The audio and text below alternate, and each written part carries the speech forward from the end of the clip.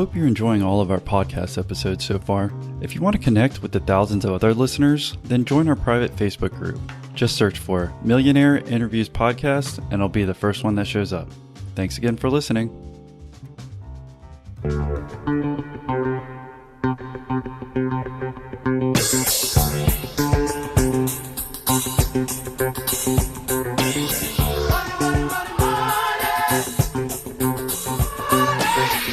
Well, fantasy is a lot more fun until you start spending money.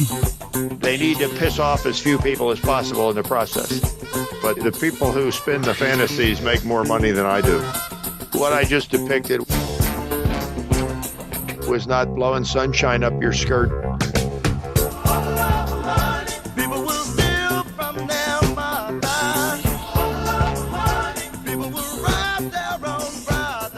John, I appreciate you coming on and you getting back pretty quick. Just from what I can remember, I think I came across your website probably like 15 years ago. And I've always thought about it whenever I bought real estate books and checked on it. So it was very helpful when I was looking at it. So I thought you had a good way to look at those type of real estate guys. And just thanks for putting that up. Yeah, I would have thought over the years I would have had more competition, but there's not a lot of people want to talk about the realistic aspects of it for some reason. Right. Yeah, no, that's why I always found yours fascinating. You know, whenever I Google about it, yours would always be like the first thing to come up. But I guess people live in fantasies sometimes and not look at the real thing. So, well, fantasy is a lot more fun until you start spending money right. Yeah. pursuing it. But the people who spin the fantasies make more money than I do. Right. So. Yeah, no, understood. But you can sleep at night, right? Yeah. Yeah, so that's more important to me personally as well. So one of my friends, John Beck, he got hit with a $350 million restitution order from Federal Trade Commission. I say he's my friend. He's my friend before he went into the get-rich-quick infomercial business. Right. But he disappeared, apparently, because the bankruptcy court and all that were taking his money. And so you talk about sleeping well.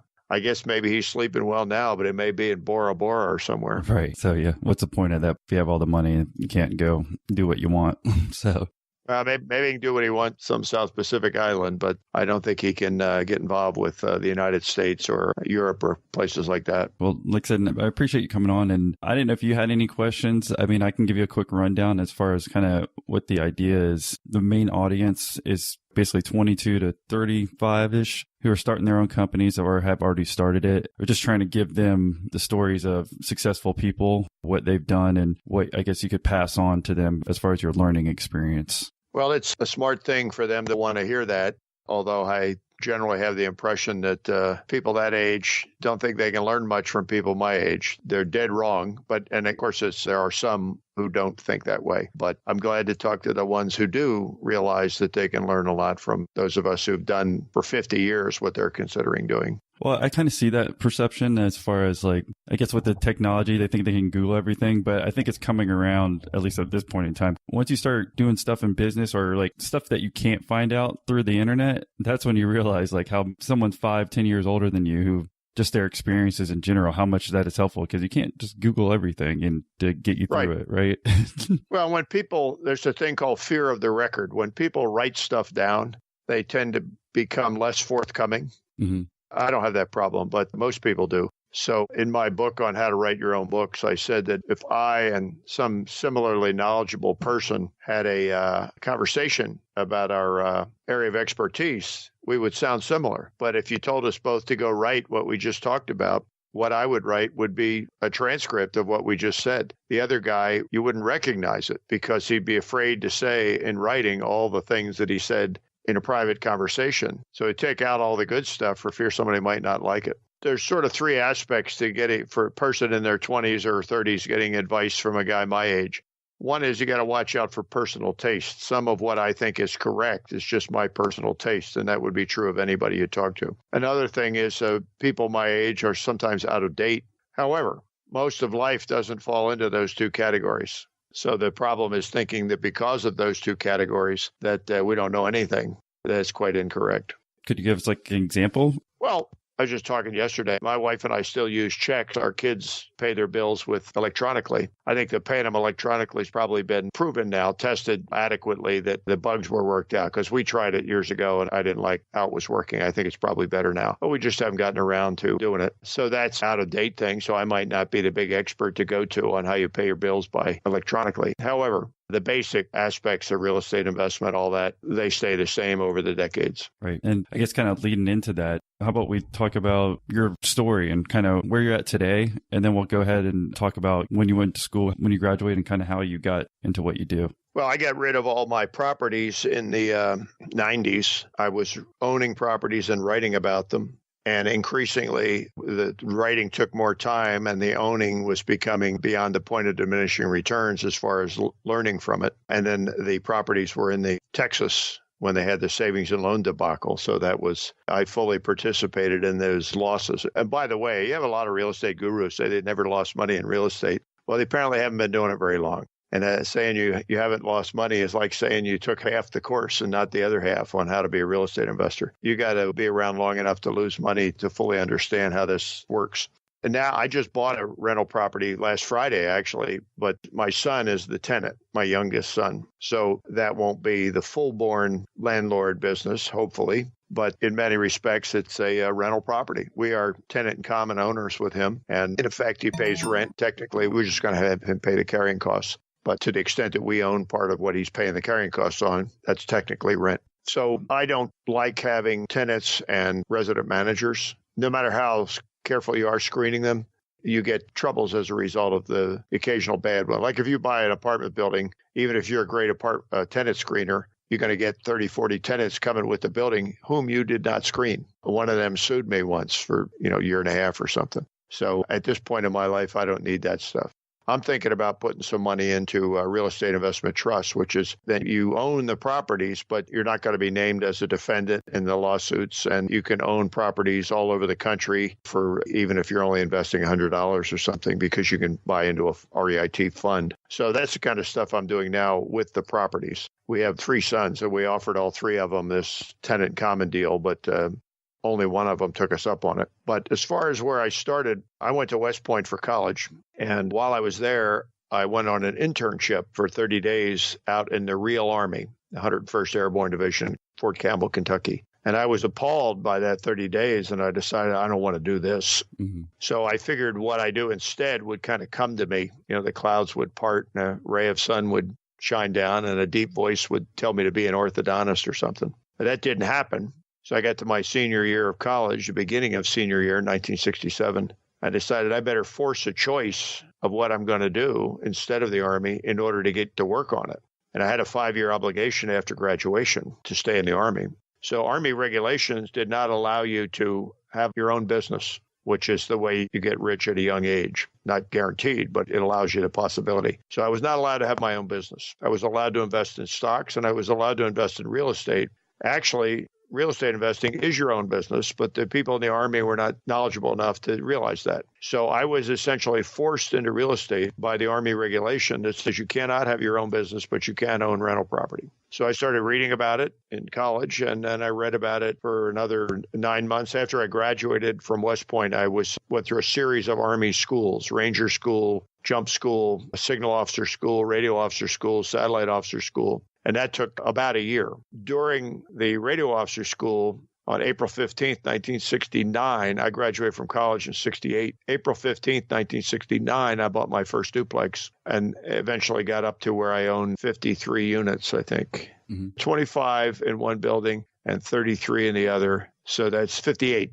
So I had 58 units. The 37 unit was a previous building, which at that time was the only building I owned. So I had 58 units, and that's when the SNL debacle hit in Texas. How'd you get the 58 unit? Just to kind of focus on that first deal, if you don't mind. I bought a duplex, 16 Harvard Avenue, Collingswood, New Jersey. Mm-hmm. Owned it for 6 years, I think. I paid $14,000, 20% down. I thought I had positive cash flow at the time. I now have a book called Best Practices for the Intelligent Real Estate Investor. It has a chapter on how to calculate your true return. My true return might have been smaller positive cash flow, but it was okay. I bought it for 14. I sold it for 36 in about 6 years, I think. And I thought, boy, this is easy. Mm-hmm. And at the time, I said it in print on a number of occasions, all you have to do to get rich in real estate is get your name on a deed. That turned out to be incorrect, but it's the kind of stupidity you hear out of people who just started and had beginner's luck. Mm-hmm. But I think about it. I put $2,800 down, 20% of $14,000, and then I sold it for 36. So I turned $2,800 down payment into $26,000 of profit. Boy, this is cool. I got to do more of this. Later, I lost $750,000 in the Texas debacle. So it goes both ways.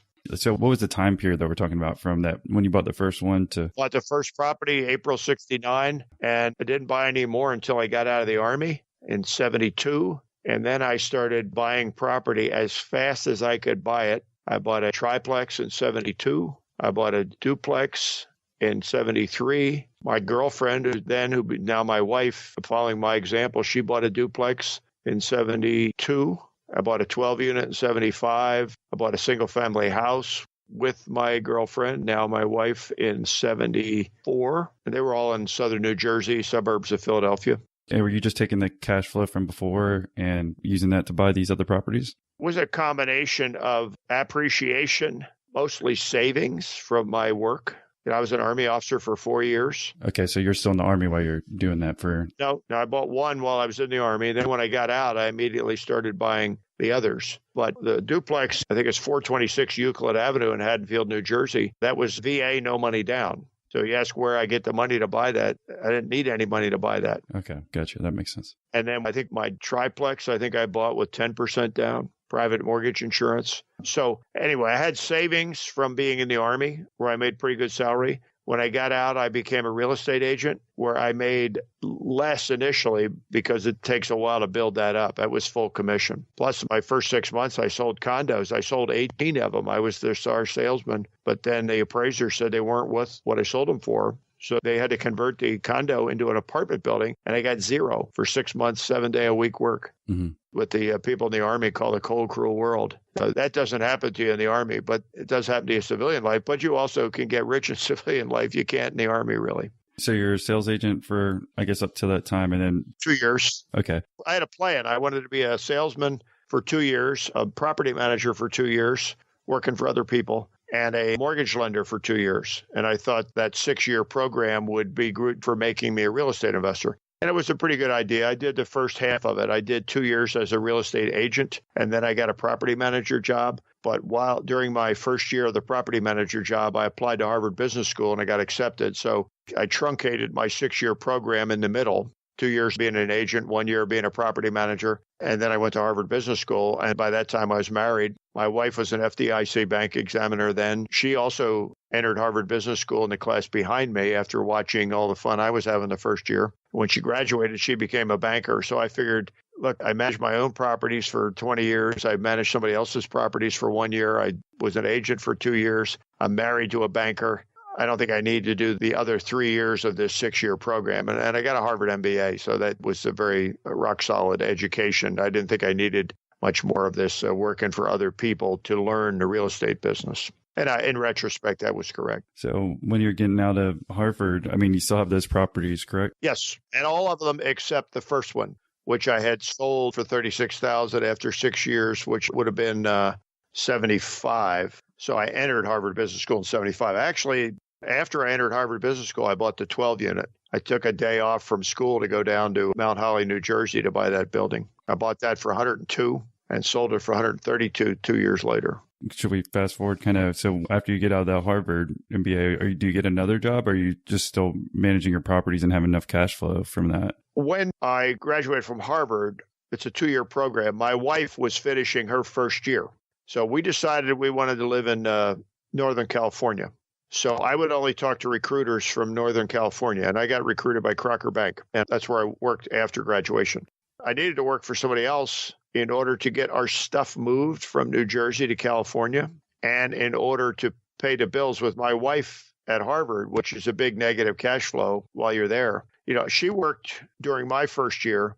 During my second year and her first year, nobody worked, and we muddled through. I had cash flow from my apartments, and also we went to the financial aid lady late in that 1 year when we were both students. Her name was Florence Gallin, and her nickname at Harvard was Cash Flow. Mm-hmm. She gave us a little loan to tide us over until my graduation. While my wife was still in her second year, I arranged to exchange all of my New Jersey buildings for the 136-unit building in Corsicana, Texas, tax-free exchange. Mm-hmm. So that was very time-consuming. It's kind of a part-time job for me. And also, in between my 2 years at Harvard, I became a real estate writer as a summer job. And I was now doing that almost full-time.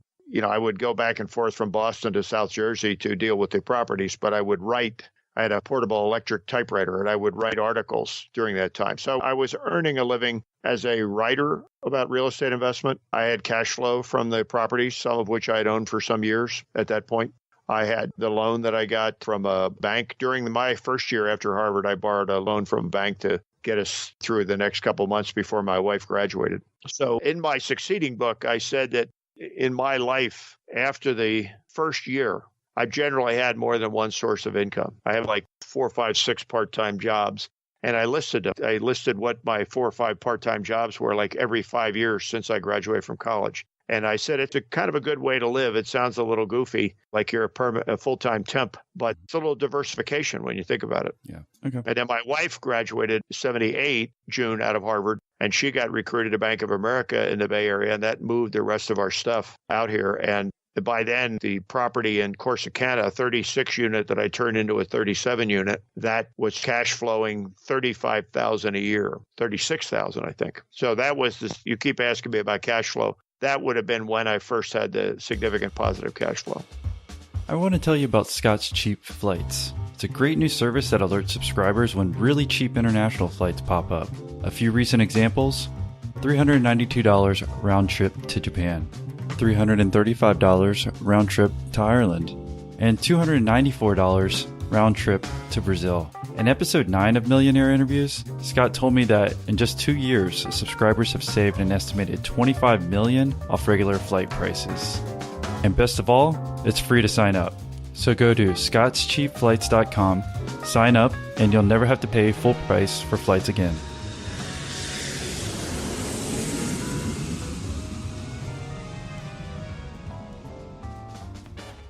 So then you're out there, and then you're able to eventually acquire some properties in Texas, even though you're in California? Well, that property that I just told you about was in Texas. Okay, that's the one that was in Texas. Where I moved to California in June 77, and I started looking for properties here because, all things being equal, you're better off with local properties. But the apartment buildings here were selling for 14 times gross. And I said, that's ridiculous. The houses here were ridiculous. We owned houses that we lived in New Jersey in the mid-70s were like in the 40s, $40,000.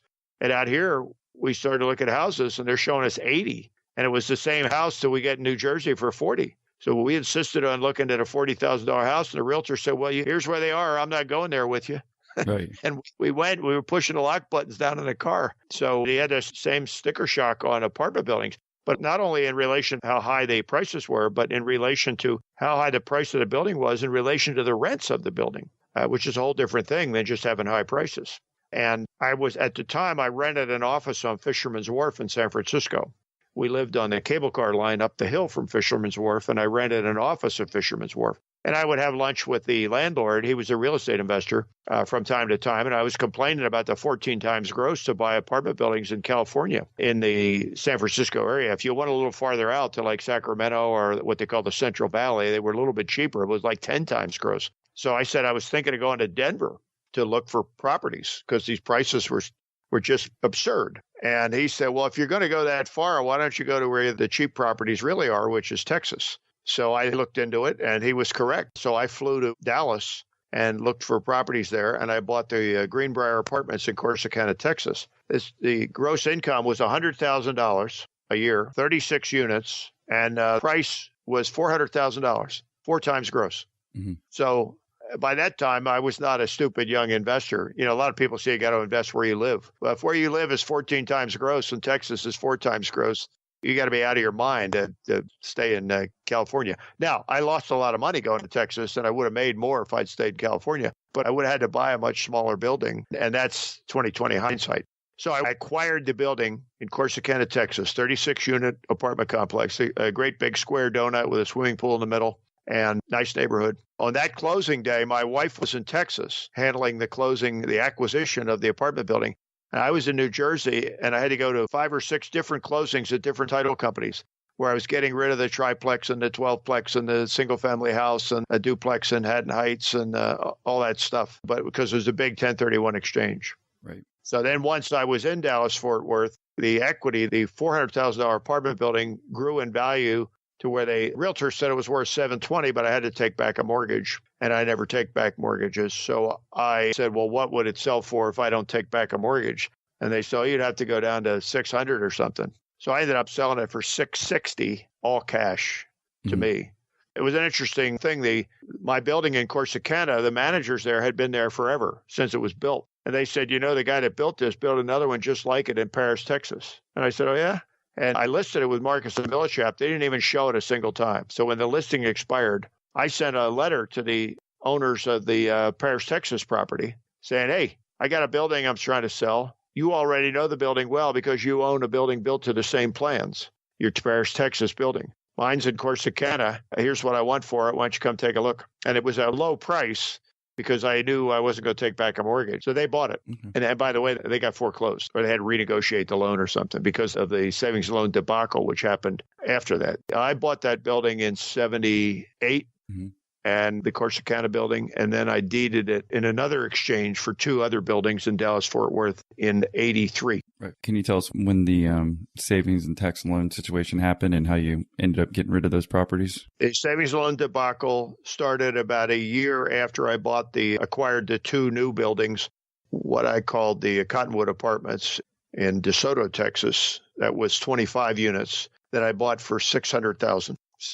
Again, Texas prices. That was when I bought it. It was called the Fleur de Ville Apartments. It was a French phrase. It was very hard to explain to people, and everybody spelled it wrong. So I changed it to the Cottonwoods. Yeah. And on that same day, I also bought the Las Brisas apartment complex in Fort Worth, which was 4 8-unit buildings and a single-family house in the middle where the manager lived and the office was, and that had a swimming pool. And I paid $835,000 for that. Everything was fine. I bought those in October 83. Everything was fine for about a year with my buildings. Then the Fort Worth building started to plummet in rental market value and market value of the building because they're building a zillion apartments all around it, brand new. And they were charging rents that were so close to mine, I had to lower my rents because my building was built in 1970 or something. So the S&L debacle started about a year after I acquired those 2 new buildings. I put 25% down on both of them, so they weren't that risky. But still, that's where I lost the $750,000 on those 2 buildings. Their value, both buildings plummeted in value by about 2/3. Right. And the rents plummeted to where I had negative cash flow, $35,000 a year negative cash flow, Fort Worth. And I deeded that to the lender, which was the previous owner. And then I wasn't doing so bad in the Cottonwoods in DeSoto, Texas, but then that got bad. So that was $35,000 a year negative cash flow. And I had to keep it for several years because of when you deed a property to the lender, it's called in lieu of foreclosure. That's considered a sale for tax purposes. And the sale price is the amount of the loan. And if your basis is lower than that, which it was, because I had been exchanging with properties that I had bought back in 73, 74. So my basis was those properties from back in 73, 74, minus all the depreciation I had claimed over the years. So if I had deeded the property in the Cottonwoods in DeSoto, if I had deeded that back as soon as I wanted to stop the negative cash flow, I would have had a huge capital gain to pay. And the fact that you don't have any sale proceeds to pay it with is not of any concern to the IRSs. So I was forced to own it another couple of years because they couldn't deduct the losses because of the Tax Reform Act of 86. So the suspended losses were building up. And there came a point where the suspended losses amount equaled the capital gain. And then I deeded that to that lender, from Federal Home Loan Mortgage Corporation. Okay. So that was when I got out of being a landlord. And as I said, I just got back in last Friday. Nice. Well, so how many years were you out of the game then? 92 to last Friday. Yeah. I guess it didn't matter. I get a lot of crap about that from some people. They say, well, he hasn't done anything lately. Yeah, 25 years. Still the same thing. Like you said, when you're talking about real estate, I mean, like I said, I'm in the commercial real estate field, and it was the same thing, the same concept. Buying and leveraging and making sure that the money works when you have supply and demand. There have been some changes over my career. Condo conversion was really hot for a while, and people made a lot of money at it. But then the tenants unions and all fought pretty hard against it, and it's kind of hard to do anymore. Mm-hmm. We just now lately are seeing retail, department store type retail is suffering greatly as a result of online sales. So that's a big change. We've got this driverless car thing coming. The biggest change in real estate in the 20th century was the car. Cars becoming mass-produced and cheap and everybody owning them, and the move to the suburbs. So when my parents were young, They worked in the city. They lived in the city. They didn't own a car. Their place of business was in the city. They commuted on mass transit and all that. That all went away. And that dramatically changed real estate with the suburbs and the shopping centers and industrial buildings out in the suburbs and office buildings in the suburbs and the cities becoming blighted to a large extent. So that was a big deal. The driverless car is going to have some similar effect. It's really a big deal. I've written about it a number of times. You eliminate car insurance, you eliminate body shops, you eliminate traffic cops, you eliminate totaled cars, so you're going to sell fewer new cars. They're going to eliminating damaged cars and collisions. You're going to sell dramatically fewer car parts. So there's a whole lot of industries. Parking lots, the cars will become valet parking, and they'll go to some cheaper parking lot while you're doing whatever you're doing, and then you just call them to come get you. So parking lot business is going to be radically changed. Parking garages underneath office buildings are going to probably become useless for that purpose anyway. So that's a big deal. The anti-landlord laws that have happened since I was in the business. When I first got into business, I did something in Corsicana, Texas that the tenants very much appreciated. I installed smoke detectors and peepholes in the doors, and everybody thought that was really nice, and I was proud of myself for doing it. Nowadays, you can't make a decision like that. That's already been made by a bunch of politicians who've beaten their chest taking credit for it, painting you as the bad guy. So I used to make decisions on my buildings. Nowadays, all you do as a landlord, a residential landlord, is comply with the decisions made by politicians and bureaucrats. And I think every year the tenant groups get together with the state legislators and say, here's our new list for this year of what we want. And they get it. So I think there came a point in a lot of states, maybe most states, where the apartment business became very unattractive. It's also, I think that I read somewhere that residential landlords get sued more than any other category of business. And I got sued. And it doesn't matter how good of a guy you are, how good of a manager you are, you're going to get sued. And furthermore, if you get sued enough times, you're going to lose some of them. Again, it doesn't matter how good a guy you are. Yeah. And I find that's the most difficulty with owners that I deal with that own apartments. I mean, the people living in them have the most rights out of all commercial real estate or investment real estate because, they can sit in there until you get evicted. So minimum of 30 days, right? Not even close. Yeah. If you own a mini warehouse, which is the same tenants as live in your apartment building, I don't know the exact rules, but you can bounce those suckers in 30 days and confiscate their stuff. Right. Yeah. And I used to manage office buildings and industrial buildings when I was a property manager. And the laws are quite phenomenal. Matter of fact, the residential apartment laws in Texas were wonderful when I was there. If you didn't pay your rent on the 1st, we served you an eviction notice, a 3-day eviction notice on the 2nd. We also changed the locks on your apartment, and we had to give you a key to the new one, but you had to come to our office to get it. And we would cut off your utilities where the owner pays. And in my last 2 buildings, I paid the utilities in both, the heating and air conditioning and electric and all. So we were allowed to cut off your utilities, and we could go into your apartment with our key and confiscate your TV and stereo and computers and stuff like that. Not a workman's tools, but luxury appliances. So that was a Texas law back when I got out of the business there, and that was pretty phenomenal. But here's a big change I made over the years that your readers should probably be interested in.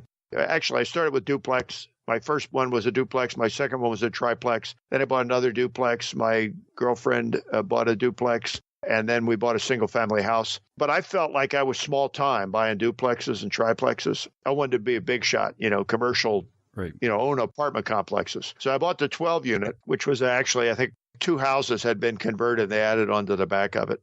But that made me feel a little better. And I had a resident manager for the first time. But then in Texas, I bought 36 unit apartment complex that was built to be an apartment complex. It wasn't some house converted to a duplex in the 40s. And then in Dallas and DeSoto, Texas, and Fort Worth, I bought the 25 unit and the 33 unit, and I had swimming pools at 2 of them. So then I felt like a big shot.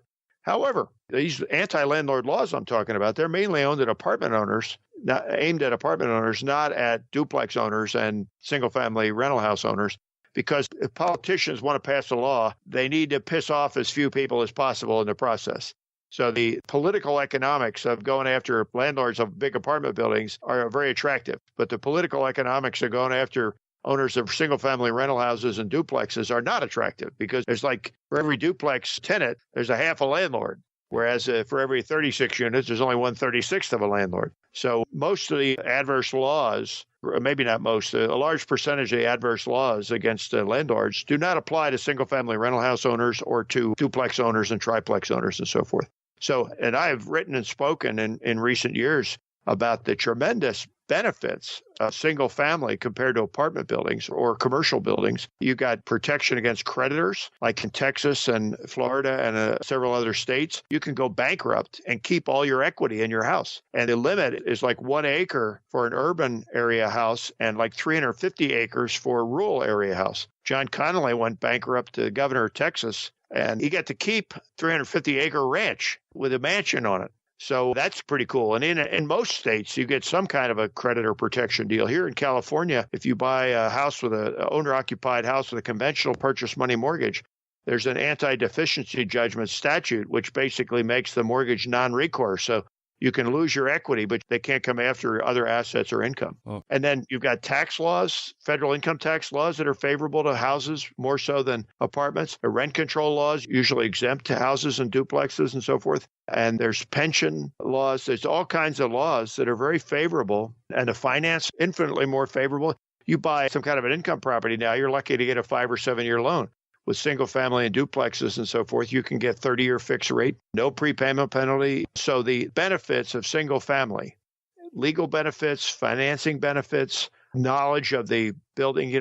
When you get into apartment buildings, if you're a homeowner and a duplex owner, the duplex is essentially the same as the home in terms of the physical structure and all that. You start owning, and I also managed apartment buildings. I didn't own a 208-unit building and a 75-unit building. You get into those buildings, you have a building, one building, or maybe down the basement, you got these things look like locomotives, and they are the boilers for the heating system for the whole building. And then you have other locomotives that are the air conditioner system. That's a whole specialty.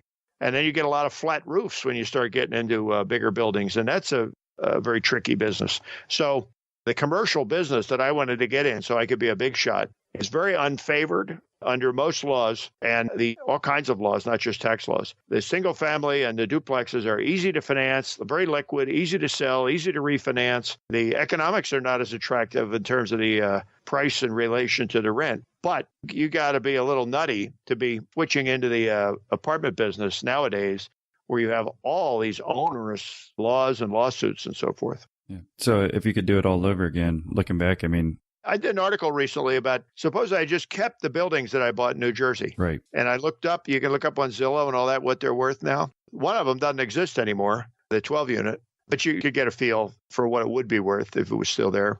And then my first duplex is now single family. Well, I paid 14. I think that's worth 330 or something. And I added it all up. First off, they'd all be free and clear now if I'd kept them. Secondly, it would have been a couple, $2-3 million, I think. And I would have eliminated all the transaction costs, the capital gains taxes, all that stuff. So if I had just kept the 20 units, when I left New Jersey, the exchange, I was getting rid of 20 units. If I had just kept the 20 units, that would have turned into more money now. By the same token, had I exchanged into California instead of Texas and kept those buildings, I probably would have had even more money, even though I would have had to buy smaller buildings in California because of the unfavorable 14 times gross nonsense. But California, my house where I am right now, we paid about $400, counting the landscaping and the fencing and all that, in '83. And one of my college classmates from West Point, he bought a similar house in San Francisco, like the same month, same price. And mine is now worth something like $1.7 million. And he just sold his for $4 million because he's more in Silicon Valley than I am. So California was a great place to own buildings in spite of it's unattractive to landlords in general, and the prices are high. On the other hand, what happened to me in Texas, where I lost the 750, is they built a whole bunch of new apartment buildings. You can't build an apartment building in California. There'll be people with knives, pitchforks, and torches out in front of your house if you try to build an apartment building. So you're protected from competition in California, which is immoral and crazy and self-destructive to the people who do this, but that's the way it is. And it turned out that was a more important variable than the 14 times gross, 4 times gross thing. Yeah, it's basically that people can't come in there and build. Is it what you're talking about, being the more important variable? Very hard to build an apartment building in California. Whereas in Texas, you see all these soybean fields out around the town where you are. It's like rain, mushroom popping up after rain. They go on a tear of putting apartment buildings up there. There'll be apartment buildings as far as the eye can see. They did that right around my Fort Worth building.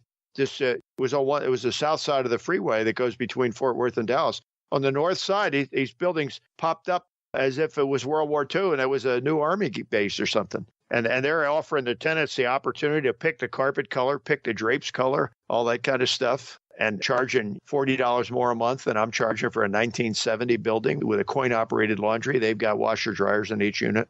So I would say don't get this idea that you want to be a big shot and own commercial properties. Commercial properties have advantages and disadvantages, and single family and duplexes have advantages and disadvantages. But the legal bias and the financial industry bias in favor of single family is so enormous that you got to think twice or three times before you start leaving all those benefits behind. I've told people recently, maybe what you should do as a real estate investor is buy a home. You buy an owner-occupied single-family house when you're young, which is pretty easy to do. They get all the first-time home buyer things and the FHA 3.75% down and the VA nothing down and the private mortgage insurance and 30-year fixed and no prepayment penalty, all that good stuff. And then as your income goes up from whatever you do for a living and as your equity goes up, move up to not a bigger place. A lot of people, they make the mistake of getting big to the point where the house is a job. But buy a more expensive place. Buy the space you need, but buy a more expensive place. Mainly what you'll be getting is better location, not more size. And just keep doing that your whole life. And a typical person, if they did that wisely, they'd end up living in a penthouse in New York City, Manhattan, or San Francisco or somewhere. Or if that's not their taste, they could, wherever they lived, it would be an extremely expensive, fabulous location. Right. And they would have never had tenants. They would have never been sued by their tenants. They would have never had resident managers. They would have had all the protections from creditors and favorable tax laws and favorable financing and relatively liquid asset. People say real estate's not liquid. A single family house is damn liquid. If you define liquidity as how fast you can get money, I could go today to a bank here locally and say, hey, I got a $1.7 million house. I got a 200,000 something mortgage. I would like to borrow $100,000. I'll walk out the door with $100,000. Yeah. So that's pretty liquid. I would say that all of the equity in the house is not that liquid. The higher you go in the loan to value ratio, it starts getting a little bit less liquid, especially when you go above 80% loan to value. But my point is, I suppose I had to sell it to get all the equity out. How long would it take me to sell my house? I would guess 30 days. I just bought a condo with my son. It would take about 30 days. So how illiquid is a single family house when you could get all your money out in 30 days max? Mm-hmm. That's not very illiquid. So you would have liquidity, you would have protection you would not be a landlord, you would have the favorable tax laws, protection from creditor lawsuits, all that stuff. And you would eventually end up with maybe a $2 or $3 million house in a very desirable location, a good school district and all that. And you would have done without all the hassles and risks of real estate investment. Not all, but a great many of them. Well, yeah, no, I think those are some great pieces of advice. So, and kind of wrapping up, is there anything else that, looking back, because obviously we mostly talked about real estate. There is something that when I looked at your list of things that we might talk about, what I should have had in Texas is an ejection criteria. Fighter pilots are trained how to fly their plane when it works properly, and then they're trained what to do when it malfunctions. Some of the things when it malfunctions, like you get a fire, you fly at a higher altitude to put the fire out from lack of oxygen. Some other things that maybe say, well, if this happens, you need to land. But there's a list of things that if they go wrong, you reach down and grab that handle in between your knees, the ejection lever, and you yank it. And you get exploded out of the plane because you're in big trouble. So whenever you invest in any asset, including all the different kinds of real estate, you need to recognize that you need to have ejection criteria. You need to have in your mind, if things get this bad, and put numbers on it. If this gets bad and this gets this bad and this gets this bad, I'm yanking the ejection lever, which means you're going to put the property up for sale. I lost $750,000 in those 2 Texas buildings. Had I had ejection criteria, I would have still lost money, but not so much. I would have been out sooner. So in any investment, whether it's gold or real estate or stock market, whatever, you need ejection criteria. And I did not realize things could get as bad as they did in the S&L crisis. And then we've since had the subprime crisis, which was similar. It was worse, actually. The S&L crisis was in Alaska, Texas, and Oklahoma. It didn't happen in my neighborhood here. But subprime crisis, that happened not only everywhere, it happened in parts of Europe. Oh, definitely. Well, I guess with kind of wrapping up, like I said, if people are interested, like I said, we appreciate you sharing your story, but if they want to learn more about kind of what you write about today, I don't know if you want to touch on that quickly and the best way for them to contact you. My website's johntreed.com. I have 20 books on real estate investment. I have a blog where I put some stuff. I currently have a newsletter, but I'm going to terminate that in January. So I would refer people to my website. Some of the stuff there is free, and then I have the books. I plan to continue to write the books. Problem with the newsletter, my wife retired, so now she likes to travel, and I like to travel with her. And newsletter has deadlines. When you write books, you don't have deadlines. You finish when you finish. So my life has changed so that the deadlines are no longer as something that I want to have to deal with the way they have been for like 40 some years now. Yeah, no, understandable. Well, like I said, yeah, we'll have your information in the show notes, and appreciate you coming on and just sharing your story. And what I just depicted was not the blowing sunshine up your skirt thing. I made money in real estate. I'm glad I did it. But like everything else, has advantages and disadvantages and risks and dangers. Thanks for having me on. Yeah, well, thank you, John.